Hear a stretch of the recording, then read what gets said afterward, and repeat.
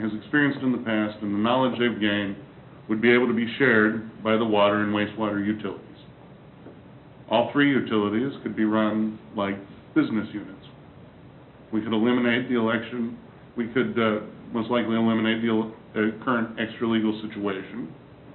The BPU and McPherson has operated similarly and successfully for 44 years. This could help stabilize, to a greater degree, overall rates paid monthly, and not just stable electric rates, because that's not really where people's eyes go when they open their utility bills.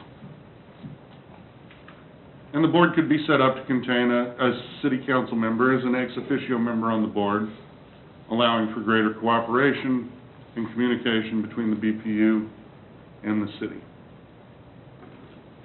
Cons? Well, the BPU would be solely responsible for many more administrative functions. And McPherson, for instance, utility billing is handled by the BPU. They handle their own HR matters. They employ accounting and finance staff. There could be a potential duplication of administrative functions and benefits currently shared by the city and the BPU. And there would still be an opportunity to carefully craft an establishing charter ordinance with broad input. Not only that, in McPherson, the charter ordinance is Charter Ordinance number 5. And since its establishment, it has been amended 5 times. So, while repealing, establishing, amending charter ordinance is hard work, the people of McPherson have seen fit to do it 5 different times since they established their BPU. Option number 7, again, establish a BPU, this time as an advisory board, similar to the Planning Commission. This would eliminate the current extra-legal situation. Would still be unique and innovative, would allow for study and planning and recommendations forwarded to the council. Administrative functions would again be more clearly defined and roles understood, and would again be similar to how the Planning Commission operates. Cons? It would potentially run a little less like a business, and decisions do run the risk of being politicized at the city council level. Push items. City council would be able to vote against recommendations made by the advisory board. City council would have budget authority. This would be probably bringing us more in line with the other 97% of the municipally owned utilities in Kansas. And there still would be an opportunity to carefully craft a establishing ordinance with a lot of input. Now, I mention all these things just for a little clarification. And what I really hope to accomplish with our conversation this evening is not a granular level discussion about what's wrong with the city running the utilities, what's wrong with what the EUB is doing currently, who should have budget authority. I think that these are issues that have been discussed over the past several years quite a bit. And I think that most of the people up here have a pretty firm grasp of what it is that we're talking about. I think everybody up here realizes that the Electric Utility Board has been very successful given the construct that they've been operating under. So I don't want to pick on the EUB. If one of the council members wants to invite one of the board members up to answer a question, I hope that they won't be trying to pick on the city what I want to see is, can we get down to one of these as an option that we say, this is what we're going to study, this is the direction that we want to move.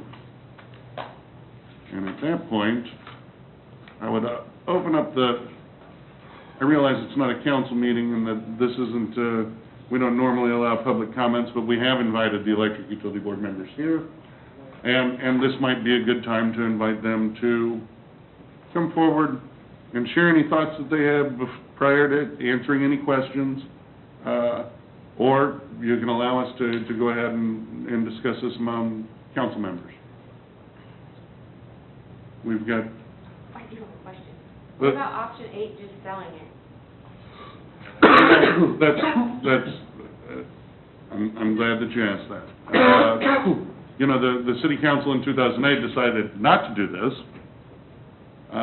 KCP&L was very interested in buying the electric utility in 2008, in large part because they were wanting to service the load at the intermodal facility. I don't think that we're quite the same. We have the same attraction to KCP&L any longer, and from what I've heard from people that have had conversations with them, KCP&L is not all that interested in us anymore. Now, maybe that doesn't mean that Westar might not be, and maybe we would get some results back if we ask for people to make some proposals. But I don't think that it's going to be the same kind of money that was being proposed in 2008. Additionally, last year, council members suggested that maybe Mike Press ought to talk to, while he was still serving as interim city administrator, that maybe we should talk to Water One and Johnson County Wastewater and see if they had any interest in purchasing our water or wastewater utilities. And the information that came back was they wouldn't really be interested in purchasing our utilities, but they might be interested in taking them over if we wanted to pay them. And the impression I got in talking with Mr. Press was that it was not a small amount of money that they would probably be interested in. That is as I understand it.